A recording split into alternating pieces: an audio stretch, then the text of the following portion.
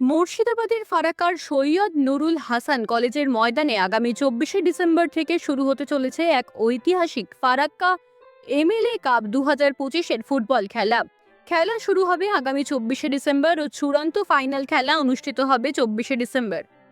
24শে ডিসেম্বরের এই ফুটবল খেলার শুভ সূচনা করবেন ফারাক্কার বিধায়ক মনিরুল ইসলাম। এছাড়াও চূড়ান্ত ফাইনাল খেলায় উপস্থিত থাকবেন বিশিষ্ট ব্যক্তিবর্গ সহ অভিনেত্রী রূপসা মুখোপাধ্যায়। এই খেলার মোট 8টি দল অংশগ্রহণ করবে। তবে এই বছর খেলা দেখতে আসা দর্শকদের জন্য বিশেষ আকর্ষণ হিসেবে রাখা হয়েছে বিনামূল্যে কুপনের ব্যবস্থা। এই কুপন থাকছে দর্শকদের জন্য বিভিন্ন আকর্ষণীয় পুরস্কার।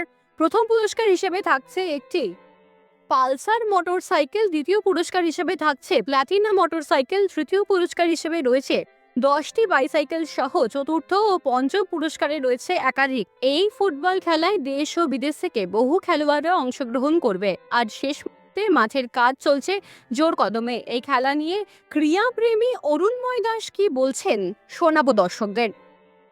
এমএলএ কাপ ফুটবল আর কি খেলা এমএলএ হওয়ার পর থেকেই এটা তৃতীয়বার এমএলএ কাপ হচ্ছে আর কি।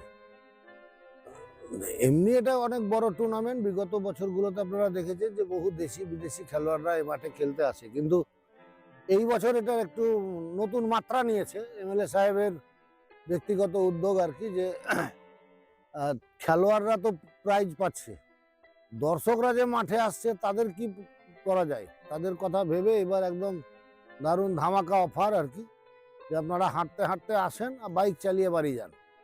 মানে দর্শকদের জন্য প্রাইজের ব্যবস্থা করা হয়েছে। প্রথম প্রাইজ হবে পালসার মোটরসাইকেল, সেকেন্ড প্রাইজ আছে প্লাটিনা মোটরসাইকেল, থার্ড প্রাইজ 10টা সাইকেল আছে, 100টা মিল্টনের ফ্লাস্ক আছে, স্টিল বডির ফ্লাস্ক মানে দামি ফ্লাস্ক, তারপরে 200টা ব্ল্যাঙ্কেট দেওয়া হবে, সেগুলো দামি ভালো ব্ল্যাঙ্কেট দর্শকদের জন্য রাখা হয়েছে আর কি। একটা যারা মাঠে আসবে তাদেরকে একটা লাকি কুপন দেওয়া হবে, সেই লাকি কুপনের ড্র হবে, মানে লটারি হবে, সেই লটারিতে এই 500-600 জন মানুষ তারা এই পুরস্কার পাবে আর কি। এটা একটা বিশেষ অফার, গোটা ফারাক্কা জুড়ে একদম যেতে আসে মানুষ। আগামী 24 তারিখ সকাল 11টায় এর উদ্বোধন হবে, উদ্বোধন করবেন মাননীয় বিধায়ক, এবং 28 তারিখ ফাইনাল। সেদিন আরও জমজমাট, এখানে প্রায় মানে 3টা জেলার সমস্ত বিধায়ক এমপি তারা থাকবেন, ডিএম এসপি সাহেবরা থাকবেন বলেছেন।